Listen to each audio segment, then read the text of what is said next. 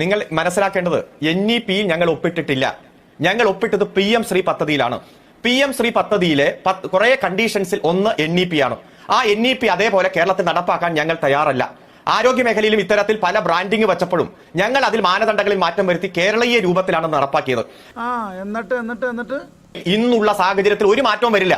മറിച്ച് സമഗ്ര ശിക്ഷ അഭിയാൻ കഴിഞ്ഞ 3 വർഷമായി നടപ്പാക്കിയതിൽ കേന്ദ്ര വിഹിതം തരാതെ തടഞ്ഞു വെച്ചപ്പോ മസാല ദോശയും വടയുണ്ട്, പക്ഷെ വട കിട്ടണമെങ്കിൽ മസാല ദോശ മേടിക്കണം എന്ന രൂപത്തിലൊരു കണ്ടീഷൻ കേന്ദ്രം വെച്ചിരിക്കുകയാണ്.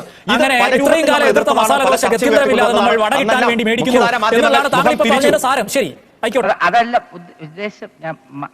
ഞാൻ തർക്കിക്കുന്നില്ല. MOU എന്നതിന്റെ Malayalam English full form memorandum of understanding എന്നാണ്. ധാരണാപത്രം എന്ന് നമ്മൾ മലയാളത്തിൽ വരും. രണ്ട് കക്ഷികൾ തമ്മിൽ ഒരു ധാരണ ഉണ്ടാക്കുകയാണ്. അതിനകത്ത് കുറെ ക്രൈറ്റീരിയ മെൻഷൻ ചെയ്ത് വെച്ചിട്ടുണ്ടെങ്കിൽ അത് രണ്ട് കക്ഷികൾക്കും ബാധകമാകുകയാണ് അതിൽ എഴുതപ്പെട്ട വിധത്തിൽ. അങ്ങനെയാണല്ലോ MOU കുറിച്ച് നമ്മൾ മനസ്സിലാക്കുന്നത്.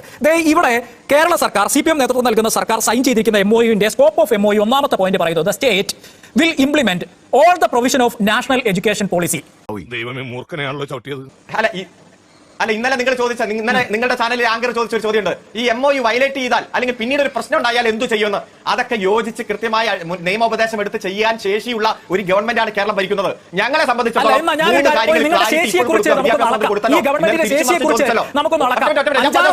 മാറി മറിയുന്ന ഒരു ശേഷിയുണ്ട്. ആ ശേഷി ഞാനൊന്ന് കാണിച്ചു തരാം. വിദ്യാഭ്യാസ മന്ത്രി V ശിവൻകുട്ടിയെ നമുക്കൊന്ന് കേൾക്കാം. അദ്ദേഹത്തിന്റെ കുറച്ച് മാസങ്ങൾക്ക് മുമ്പുള്ള വാക്കുകൾ ഡേറ്റ അതിലുണ്ട്. പ്രേക്ഷകർ നോക്കുക. നാഷണൽ എഡ്യൂക്കേഷൻ പോളിസി ഒപ്പുവെക്കുന്ന പ്രശ്നമേ ഇല്ല എന്ന് നയം വ്യക്തമാക്കി.